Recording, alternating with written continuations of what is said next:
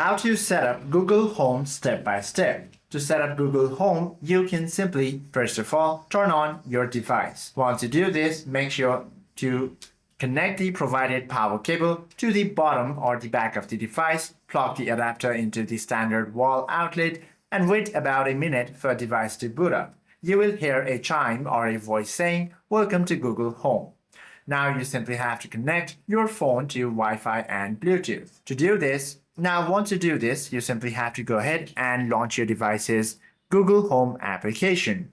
Once you open it, sign in using your primary Google account, choose or create a home profile, then tap Next. Run the device detection wizard, and then assign a room and link Wi-Fi. You can also now configure voice match and media services. And this is how you can set up Google Home. Hope this video helps you out a lot. If you have any questions or queries, please do comment down below.